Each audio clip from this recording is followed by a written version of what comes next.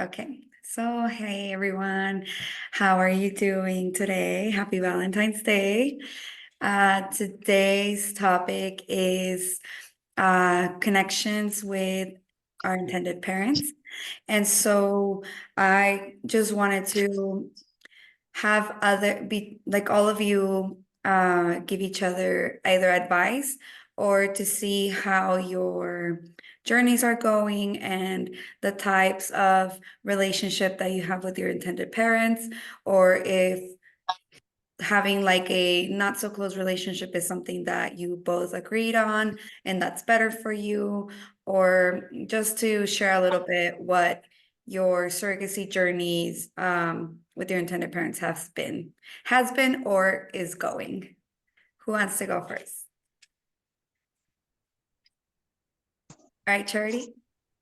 I'll go first. So I just gave birth 2 weeks ago-ish, and I have had an email relationship with my intended parents since the beginning, and mom and dad have both been really responsive, um, but not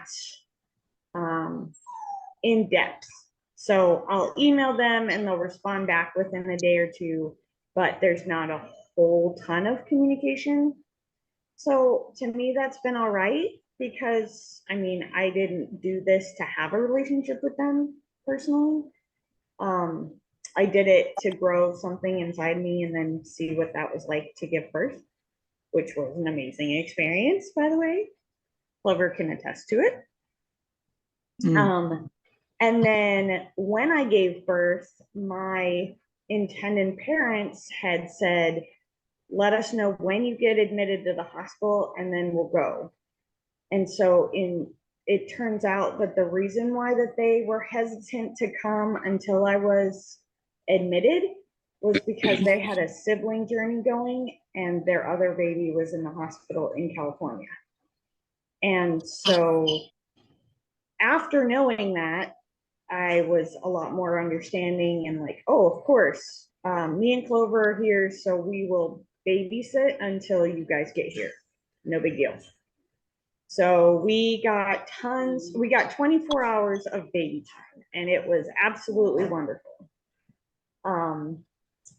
Dad came and even offered me more time if I wanted it.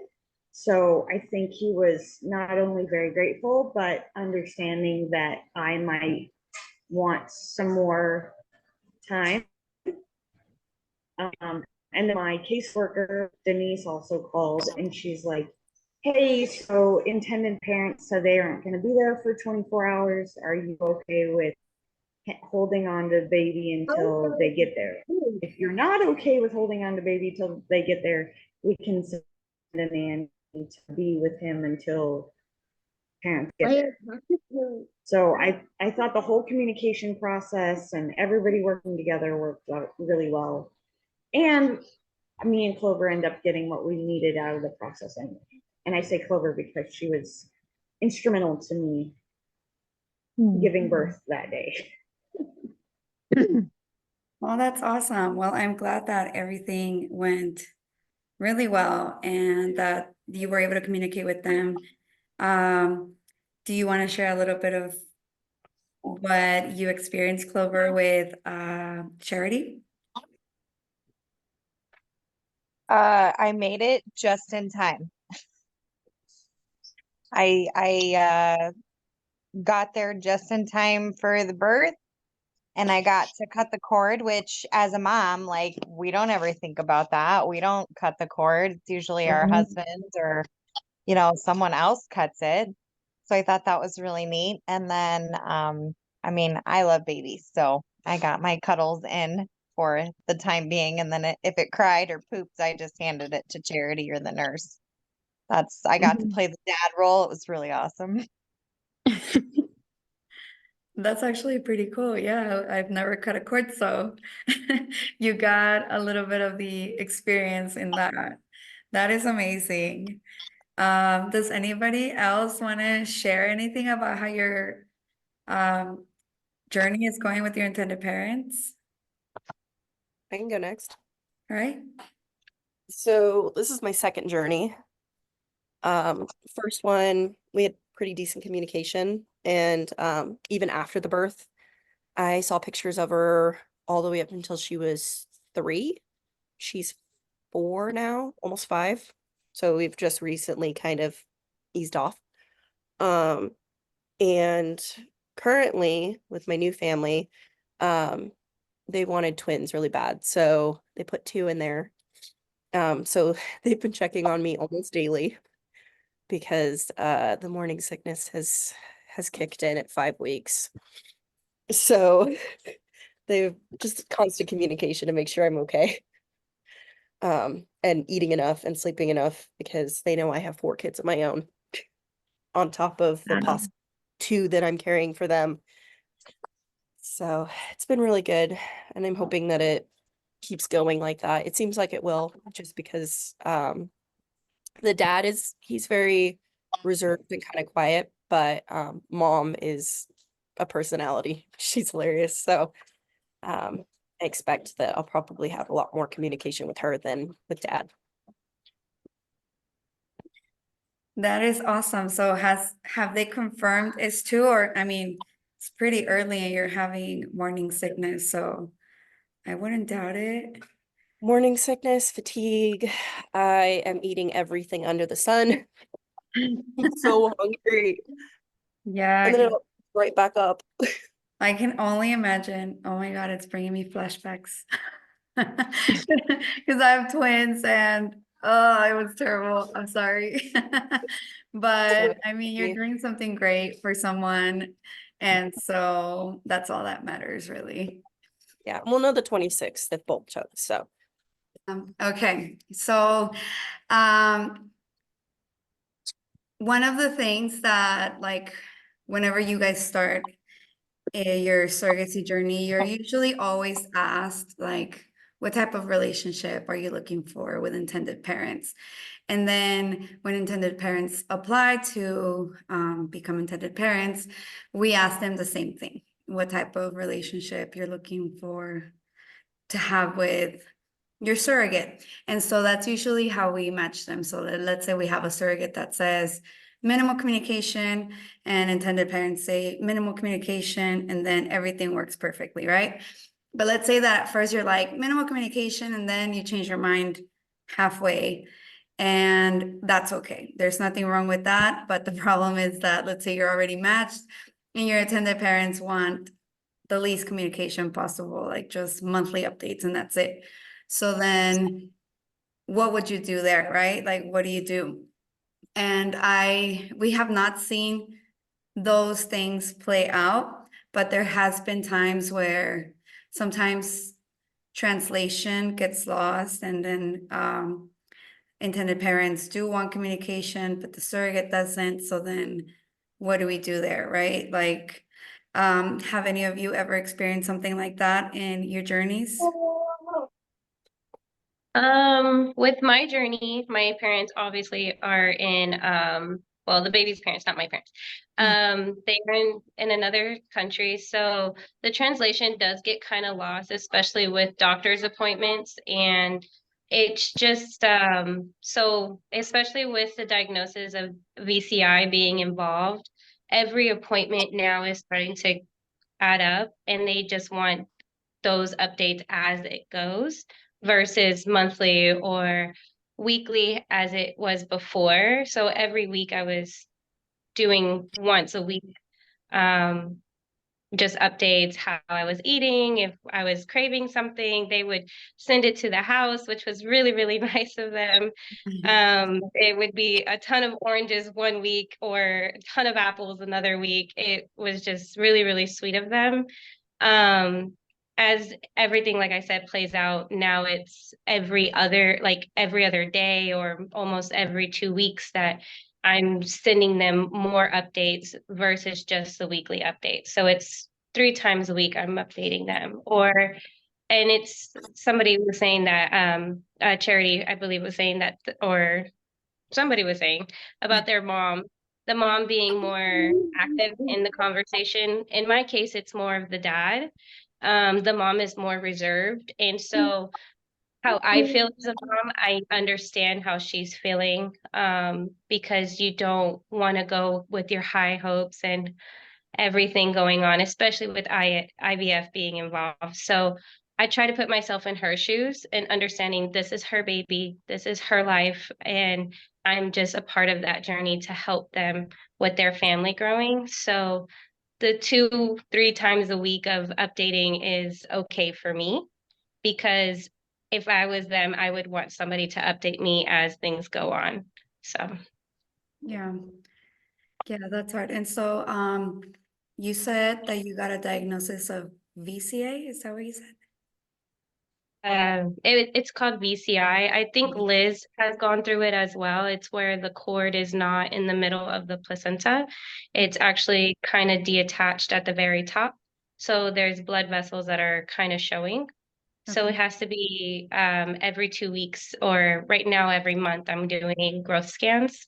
And then at 34 weeks, I go every few weeks to do non-stress tests to see if the baby's okay to go through a regular normal labor. And as things progress, if growth scans go good, I can make it to the 39, possibly 40 weeks, but I can't go any further than 40 weeks.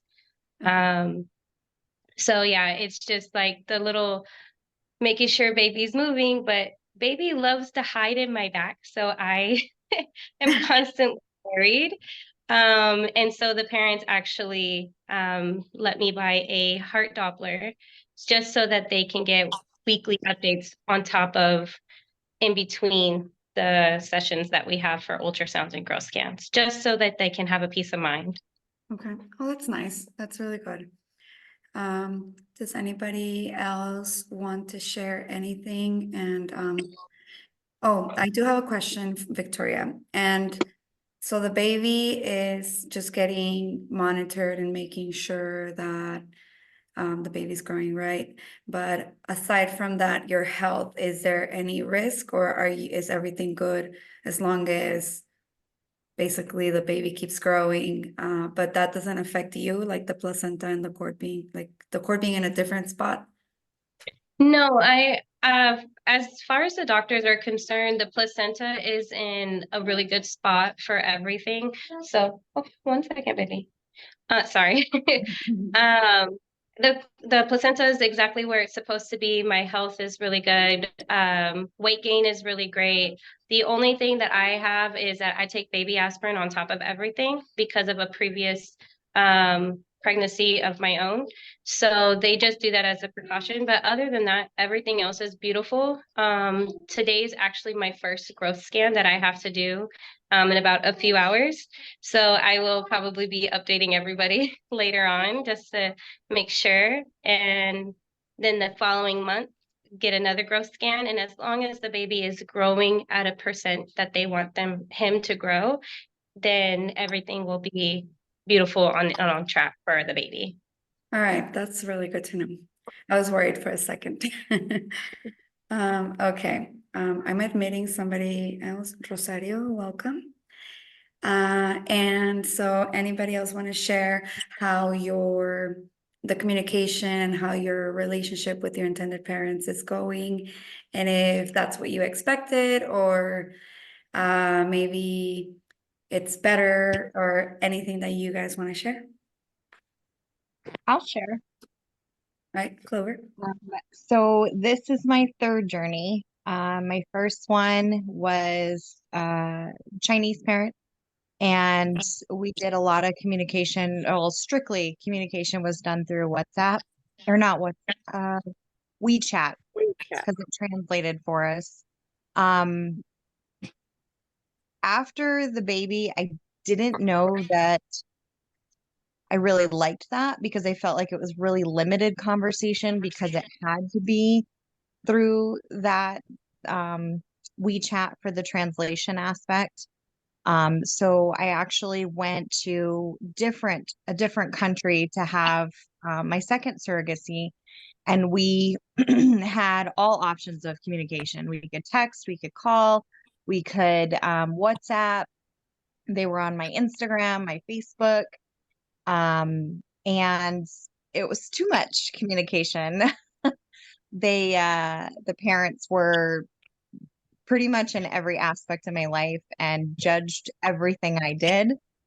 So we, communicated about that and ended up, cutting it down to one or two social media options for communication. And since the baby's been born, it's more of me reaching out to them probably once a month or once every other month to get picture updates, which they send them. They're just not super communicative now. Whereas the first parents are like, I get monthly updates with probably 15 different pictures and videos every month, all over it. And then my current parents are Canadian, and the communication is through WeChat, which is fine. And I just wait for them to reach out to me. I get more communication with dad than mom because dad's retired. So he checks in probably weekly, and it's not always about the baby, which is nice. He usually asks, how's our family? How's my son's in hockey? So he'll ask me about my son's hockey game.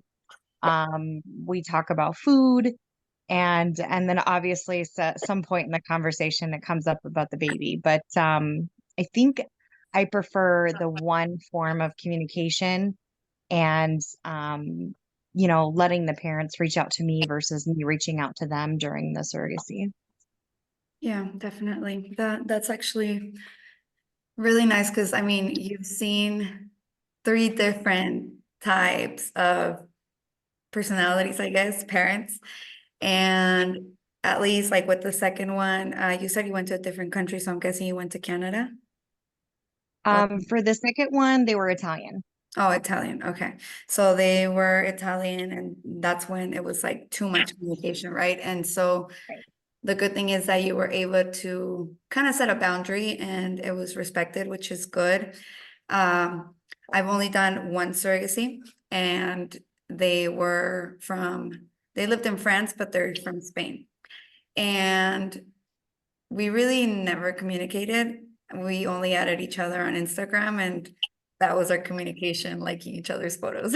And so I thought that was great because I really only would send my coordinator the monthly report, and that's it. And then we planned when they were gonna come. And to me, that was easy. And even there now, like I still have them on social media, and we hardly message, like maybe every once in a while, but most of the time it's just liking photos and that's it.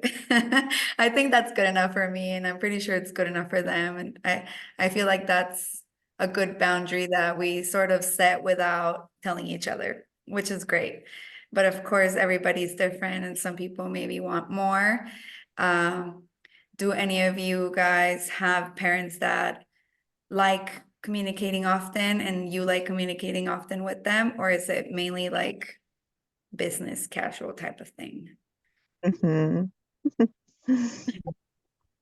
Do you want to I Well, had oh, I had a parent that actually lied about the communication. He wanted only communication during the pregnancy and then afterward just cut everything off.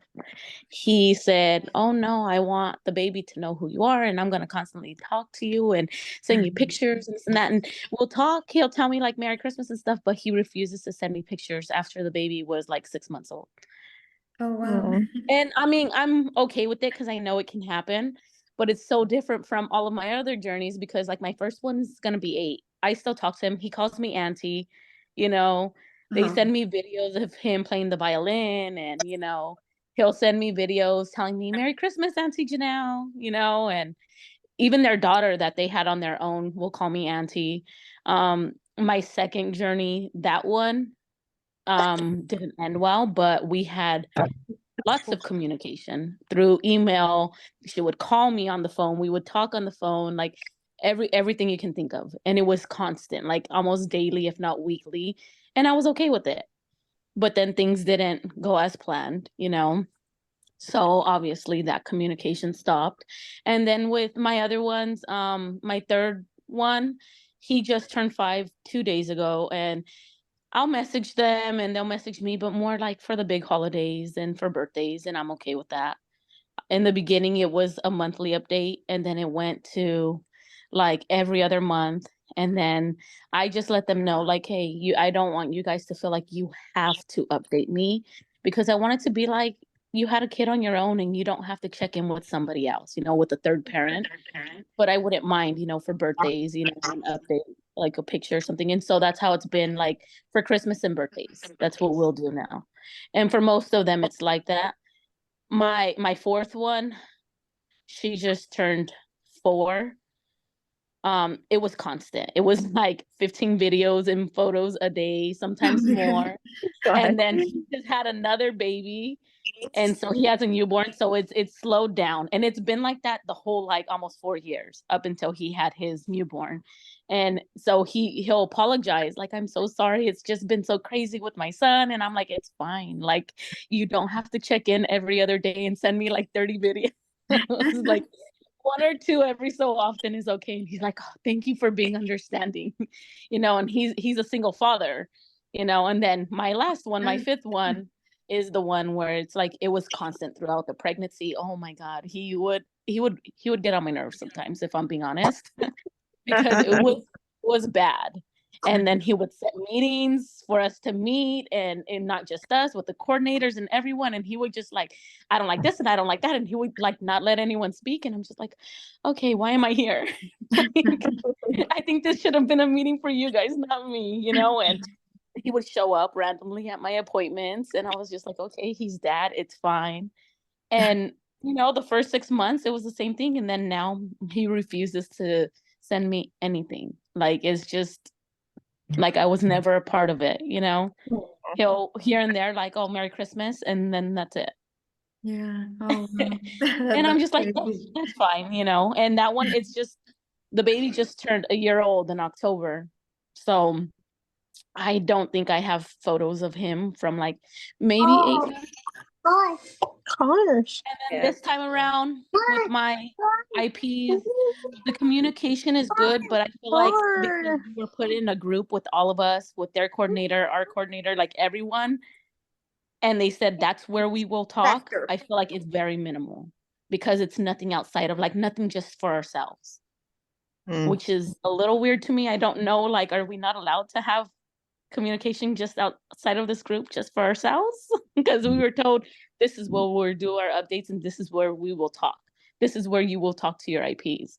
And I'm just like, okay, like, this is not what I'm used to. So, and it's really just mom. Dad's not in the group. He doesn't really say much. It's mom, and she's amazing. But I'm like, I feel like it would be a different type of relationship if we could be one-on-one, so we'll see. We're still early on in our journey, so we'll see how it goes. We put toilet, okay, mi amor? I had the Okay. same, Yeah, mute whoever. kind of the same, because my first parents were Chinese. So I get what you're saying about like 30, 40 videos and pictures and every angle. So Mhm. she calls me womb mom, because I was her mom in the womb. And I mean, I haven't talked to her in about a year. So they were telling me something about how everything was getting restricted right around when COVID happened. And then their account like disappeared, and then I couldn't find it. And I was like, okay, weird. So I'm like, I'm hoping they're okay. Because I haven't heard from them since. But You know what yeah. it could have been? I know that there was like rumors going around that they were gonna cut off WeChat for the US. So all of my intended parents sent me their emails, they sent me their Facebook, they sent me all their social medias, their phone numbers, everything. And then it never happened. But I know a lot of people just completely deleted their accounts to just not have to worry about it. Yeah. Whatever it was that was going on. So that's what I was talking to him, was on WeChat too. So I'm wondering if that's what happened. But this time around, it is different having like your coordinators and stuff in the chat, because I'm so used to just having a one-on-one. Like, I'm used to Mhm. having 2 chats, one that's like everybody, so we can all kind of like talk, and then one that's separate, that's just you guys. Yeah, So it just makes it feel like you can be more personal and talk more, say more to each other and not feel like you're being watched in a sense. yeah, Like, "Oh, I gotta watch what I say." I mean, so maybe it's so that the coordinator just can kind of be in the loop, because in case, I'm guessing in case there could be something said and maybe it's perceived in the wrong way, and maybe the coordinator can act like a, what do they mediator. call them? Yeah, like a mediator, and just to be sure that everything is like, everybody understands the same thing the same way and not, Yeah, no, I get yeah. that, but I just feel like we still need to be able to know that we can have our own personal I mean, conversation. I'm pretty sure you can. Have you asked your intended parent? No, well, just because, like I said, it's still the beginning, so I was just gonna wait and see how things went, and then if Yeah. I felt like I needed to, then I would. But I Yeah. do feel like I kind of feel like the my intended mom is holds back a little bit, Oh, on okay. certain things. Maybe Yeah. once you get a confirmed pregnancy, and then it's more one-on-one. Yeah, well, actually, I was confirmed not pregnant yesterday, which I already knew. I Yeah. told my coordinator, I said, I'm not pregnant. She's like, well, it's still early. I said, no, it's 7 days. You I've can been doing this tell. for 10 years. I know my Yeah. body.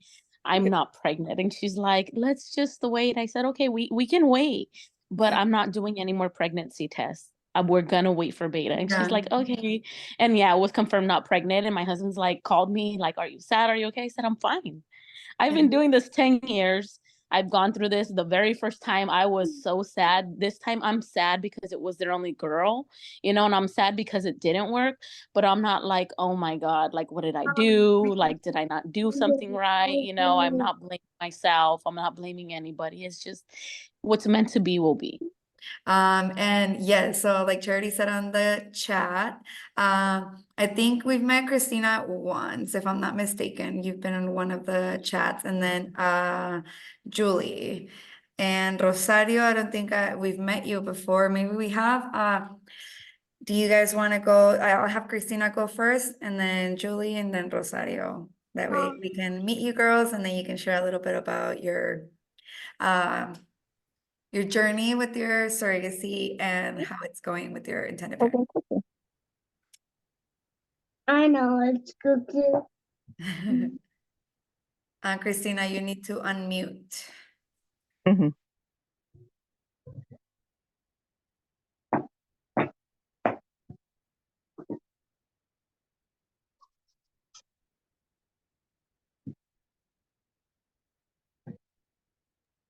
Okay, can you guys hear me? Good morning. Morning. All right, so my name's Christina. I'm on my third journey. This is my fourth pregnancy. I have one son, he's 6 years old. My first journey was amazing. It was through Dr. Wilcox's agency, so there was no case coordinators. Both me and IPs did everything. We made our own Zoom meeting, so it was a little odd, but I think that made us closer. And I still get pictures of baby all the time. Again, I don't ask for it either. And then so we still stay connected. They actually moved from Hong Kong to San Francisco. So they actually tell me like, hey, we want a date with you. Come over to San Francisco. We want to meet you. After the baby was born when he was 3 months, they actually did invite me over, and I got to be with baby for when he was 3 months old. So that was amazing. I loved it. That's what made me do another journey. My second journey, mom, they really took care of me. I felt like a celebrity the way they took care of me. They sent a private driver to my house to take me to my um Transfer? um, embryo transfer. And sorry, I have my work computer up. And they didn't want me moving for about 2 weeks, so they took me out of work for about 2 weeks. And then it was a little difficult, so I do understand when you do say, Janelle, when you say that you have the case coordinators there and it's all a team. I do understand that because that journey was very, very restricted. But what happened was it made the parents scared to reach out to me because I guess like on the legal contracts it states you're not to reach out to each other, and she got scared. So what ended up happening is she ended up creating a separate WeChat. And she goes, "Hi, honey, you don't have to, but you can reach out to me on here as well. I was just very scared to contact you after the birth." And I think, again, because what's on the contract. But I let her know, like, "No, I'm here. Like, you want to send." So now she sends me pictures and she wants to meet up too. She's like, "Hey, I'm putting my kids in in a private school in the United States. We're gonna go over." They're from Singapore. And she goes, "I really want your opinion on this. What do you think?" And we constantly share pictures now. So I sometimes wonder if maybe they get scared of because what's on legal contracts. And then for my third journey, embryo transfer is 220. So I'm eating everything, pomegranate juice, pineapple, you name it. One thing I always do is I always have a glass of wine the night before, and it seems to help because both embryo transfers take. I think it just relaxes me, and then I go ahead and I eat pineapple, and then I drink the morning of. I drink that pomegranate juice that they say supposedly helps. So I do that, and it's taken. And then I just really hydrate, and I do acupuncture, and also I do a B12 injection 2 weeks prior to the embryo transfer. Because I'm like, "Okay, baby, I did not do all those hormones for you not to take, so you need to take." And then I just keep the parents updated, like, "Hey, this is what I'm doing, to prepare my body for your baby." This journey, they're there, there's conversation, but again, it's very early on. So I think, there'll be some conversation there. Again, I always tell them it's your family, it's your choice. If you want to send pictures, go ahead. If you don't, that's fine. But I'm here. I'm here for anything. And Janelle, I did want to tell you, you are my inspo because I really do want I want to be a 6-time surrogate. Wow. So 6, 7. If I could make it to, I told Dr. Wilcox, you need to be my 7th embryo transfer. If I could be pregnant my whole life, trust me, I would do it. I love being I pregnant. love it too. It's like, you should see my maternity pictures. They're like glammed out on big pictures. I'm like, I love it. I love that I can grow a womb. I know a lot of people don't say this, but I love birth too. Yes. A lot of people say, "What, girl, you're crazy." And I'm like, Yeah, I'm "No, like, I I miss love being in it." the hospital, getting ready to give birth. And they're like, really? Like, yeah, hook me Yeah. up to the IV. I don't do epidural, so I can feel everything. But when I say that I feel so touched by angels during birth, I tell them that's the only time that I feel that. So I do love even birth, I tell them. Only thing I don't like is postpartum, but who loves that? But that's good. Like, So wish me everybody. luck on my embryo transfer. You vibes. And I then agree. Janelle, again, I always say it's not our fault. If it doesn't take, I say, "God, this is up to you. If you want this baby to grow, and if you don't, I totally understand. There was probably a reason."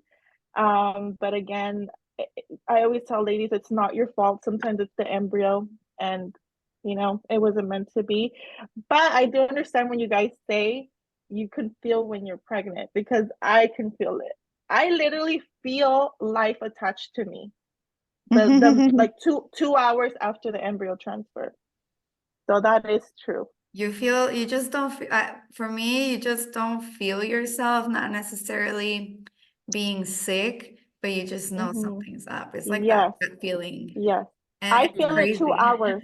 2 hours after the embryo transfer, I literally feel life attached to me. Like the 2 hours, always 2 hours after the transfer. Oh my God. Well, it's coming I up know. soon, so that's I exciting news. know it is. And Nice. I'm glad that you girls love being pregnant and love birth because birth is beautiful. I see photos or just videos, I cry and I'm like, oh, I wish I could have had that. So yeah, I definitely understand, and it is a very beautiful thing, and the fact that you guys love being pregnant and helping people, it's like even better. But I am here for all of your journeys and to see you through all of them, and I will be cheering in the background for all of you. So yeah, I'm definitely. gonna start doing it here, okay? And so up next, Julie, would you like to share anything with us? Yes, I sure would actually. So I have 4 children of my own. This is my first journey. So I'm really excited about it. I just started estrogen a few days ago. So we're aiming for the transfer at the end of this month. So fingers crossed on that. So yeah, it's very early on, but my IP, he's a single father. And I met him one time when we did the initial meeting, and we haven't spoken since, but we have set up a WeChat. So I guess we'll be talking soon when I get some updates. But yeah, he's Chinese and he lives in Canada, but he was in China the last couple of months, so that could also be a reason why we haven't had any kind of communications. But yeah, I'm ready for whatever level of communication that he's ready for. Definitely. And I guess we have 2 transfers coming up then, so that's really exciting. And as you know, I run the social media accounts. And if you guys want to send us photos, make sure you send them to either your coordinator or you guys can send it to me. And that way we can post them on our socials if that's something that you guys would like. And then we have, do you want to share anything else, Julie? No, I'm very early on in my journey, so I don't have a whole lot of information or anything to say. Yeah, definitely. And hey, nice to meet you and welcome to our group. And Thank hopefully you. we keep seeing more of you in the next ones. I'm sorry, I gotta jump in real quick. I just got a Okay. picture of mine. You got what? Sorry. I just got a picture of mine. I sent Happy Valentine's Day to my family and they just sent me a picture. Oh, that is so sweet. That it really is like something that is very touching when the intended parents send you photo updates. That's really, really sweet. I really like that. Yeah. Julie, with your my first was a single Chinese dad as well. And I found that I had to set the tone for communication with him. So Mm-hmm. he was super excited to communicate with me once I told him what I wanted. So Right. Chinese are not very direct. They are going to Mm-hmm. let you lead the way. And when I Mm-hmm. was just straightforward and I was like, hey, I would love to talk to you. I would love to give you updates. How do you feel about me, messaging you once a week or once every other week? Or do you just want, just be a little more direct with him? I had Right. the best communication with my first, which is the single Chinese dad. Mm-hmm. That's every month, without a doubt, I get like 30 pictures and video and everything. Whereas I have to ask the second parents for it. So Right. I know that our communication was sparse at first, but as soon as I kind of opened that door, he's all about it. Mm-hmm. I really thought about it because it's been 2 days since our coordinator set up the WeChat. And I didn't know if they were going to initiate, like, hey, you guys can talk to each other. Would you like to talk to your IP? Or, there was none of that. It's just been like silence in there. So I didn't know if I should say something. So I'm glad you gave me that advice. I second Maybe I'll that. go in there and just say, hey, what's going on? Like, I'm okay with any kind of communication if you're okay with it. And just set the tone. Yeah. I second that because Chinese in general are very reserved, but Chinese men are like, they Mhm. go, let's be reserved and like throw it over there. So at my birth, they were already like very concerned because I wasn't yelling or screaming because they're used to that in China, like because they Mhm. don't have epidurals over there. And I went natural and I was very quiet during the entire process. So they were like, why isn't she screaming? When it came time, when it came time to actually like deliver, this is when I knew, like, it clicked in my brain that they are very reserved there. His wife is a midwife. They wanted her to cut the cord, or she was going to catch, dad was going to cut the cord. And so he had to pay attention to down there to know when everything was going to happen. He did the look, don't look, don't look, don't look for probably about 15 minutes while I was pushing. And his wife was down there like this the entire time, like, I've got this. But yeah, I had to tell him about 5 times, it's okay to look, just watch for the hair. I already know your child has a lot of hair because I have horrible heartburn. So watch for the hair. Oh, I would love a set of IPs in my birth, but I haven't had the luck yet. I go by myself, so I'm like, hey, I'm dropping myself off at the hospital. I have no contractions until it's time to push. So I could be at Target at 9.5 centimeters open and I'm smelling candles. And then all of a sudden my water breaks and I'm like, oh, baby's gonna get here in 20 minutes.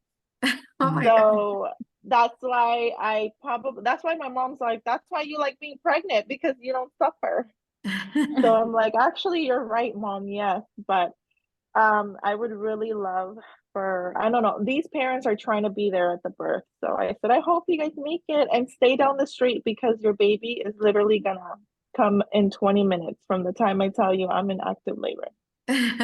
Hopefully you do get to have your intended parents with you this time. So fingers crossed for you for sure. Just walk around with one of those monitors on your, like, the waist monitors. Just walk around with Right? I'm Feel- gonna get one, because I don't feel the nurses, when I walked in and checked myself in, I literally come in a gown already. I have my own gown with my name on it. Came in. I'm like, hi guys, I already did everything online. I'm 9 centimeters open. I need you guys to take me to the push room. And the nurses were like, is she crazy or what? She is not 9 centimeters. Did she self-check or what? So they were like, there's no way she's 9. There is no way. She is too calm. She's walking up here. She's literally looks like she just had a glass of wine. That relaxed. And they checked me and they're like, oh my gosh, the head is there, you're 9, and you should have seen it. Chaos all the time. The baby's out. By the time they put the IV, the baby is out already. That's crazy. Yeah, you need to tell them no IV, please, nothing. Let me just push. Feel it. You feel it, especially if Yeah. you don't have an epidural. You can feel it. Like you're like, And- I'm ready. I told them, I'm like, I'm not holding this baby in. Sorry, I don't care who gets paid and who does it. I'm pushing. That's what I told them. All right, so now to Rosario. Okay, so I have 3 kids of my own, and then I'm on my second journey. I'm doing it for a single mom. She's Chinese. My first journey was Chinese. The communication with the first parents, it was nice, but I feel with the mom right now, maybe because she's single, she's like always texting me on the WeChat. I've been sending her pictures and she just sounds like super sweet. And I really I'm happy that I'm doing this for her. And she said she's gonna be here prior to like me giving birth. The first time I gave birth, the parents didn't make it on time. I had her like at 38 weeks, and I think the parents were waiting a little bit longer. So when I gave birth, the baby stayed with I think it was the coordinator or somebody in the hospital, and I got to see her maybe like 2-3 weeks after I gave birth. Yeah, and it was nice. I got to meet the parents in person. We had dinner together, and that was really sweet. So I'm looking forward to meet the mom this time around too. But yeah, everything's going well. Nice. You're pregnant right now? Yes, I'm 4 months. Oh, okay. Nice. Yeah, and it's a boy. Well, that's really exciting, and I'm pretty sure hopefully she can come and meet you before the birth. And is she wanting to be there during the birth, or I think doesn't know? so. She says probably she's gonna be here. I told her to come around 38 weeks because I've had most of my kids around that time. So I'm hoping she can come. I just like me personally, I wouldn't want her in the room when I'm there because when I give birth, I get super irritated. and I just don't want nobody there. Mhm. I wish I was like the other girls who like, the whole thing, but oh no, I hate giving birth. Just the pain part. Like it's just so painful. Yeah, And I would love to do surrogacy again. But I'm still thinking about it. I said it just depends how I do in delivery. yeah, Yeah, I'll definitely. think about it. that's what I always say. Yeah. You have plenty of time, and hopefully it's a smooth delivery, not too painful. Uh, and hopefully the intended mother understands. I mean, I'm sure if you tell her, she might be understanding. Or who knows, you might have a change of heart, but if you don't, they're usually very understanding and giving you privacy if that's something that you Yeah. want. Uh, but yeah, that's very good news. So then you are 4 months, and I think Maria, you're also around the same time, right? Yeah. Give a And thumbs then up. Clover, how many months is she? Is she here?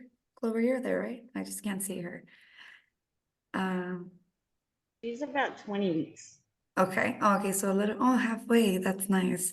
And then we're And having, Liz is not in here anymore, I don't think, but I know okay. she's pregnant also. Okay, and then also Victoria is I'm past here. 20 weeks, right? Past 20 weeks.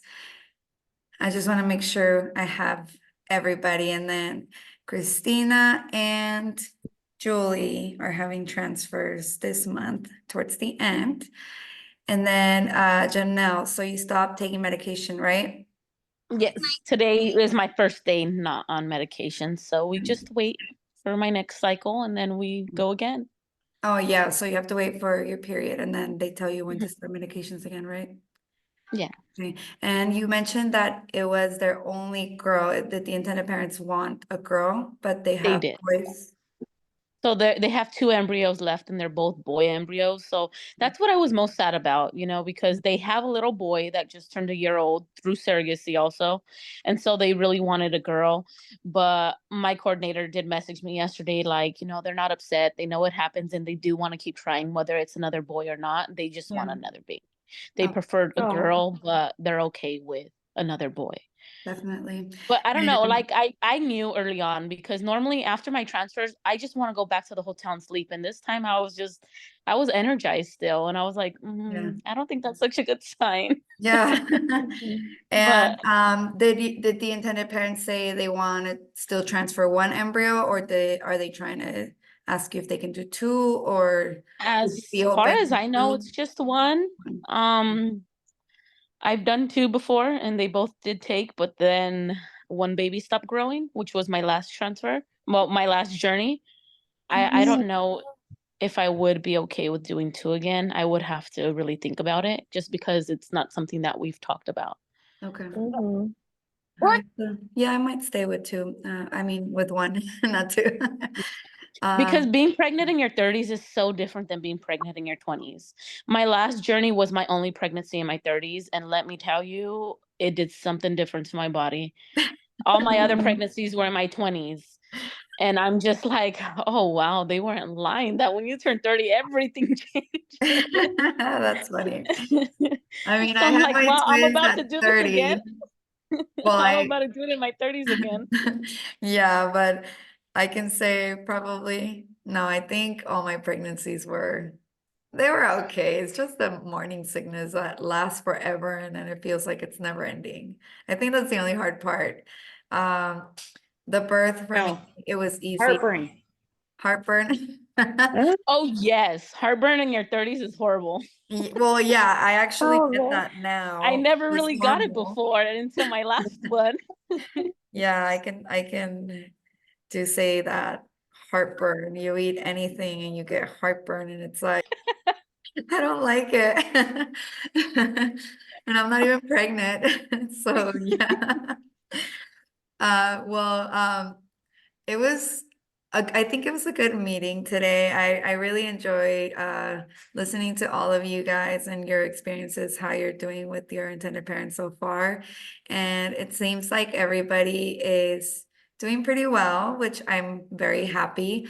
And we will keep an eye on Julie and Christina because their transfer's coming up. So I'm actually excited for you guys, and hopefully it all turns out well. And then with everybody's pregnancy too, and then Janelle, I'll be checking on you too, just to see when you get your period.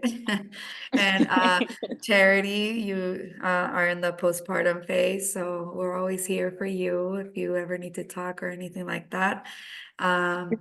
But thank you all for joining.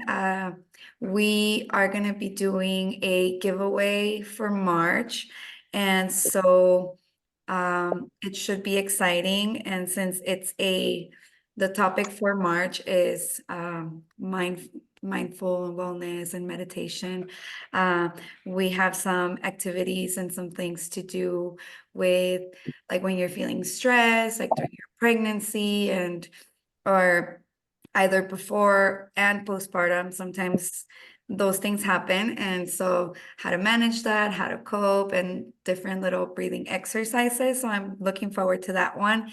And then at the end of the month, because we have 2 each month, we're gonna do the draw of the giveaway. I am still thinking about what type of giveaway to do, but I'm thinking maybe like a spa day or something like that. But if anybody has any ideas, you're all free to message me and let me know. But other than that, I really appreciate all of you participating and getting to see your faces again. And for the ones that I have met for the first time as well, hopefully to see you girls next month. And other than that, we're all done. Thank you so much. And if you guys have questions, email me or let me know. My email is tere@roadtobaby.com. It's super short, super easy, just in case, so I can send it over to you guys. Okay, so I'll repeat that, tere@roadtobaby.com.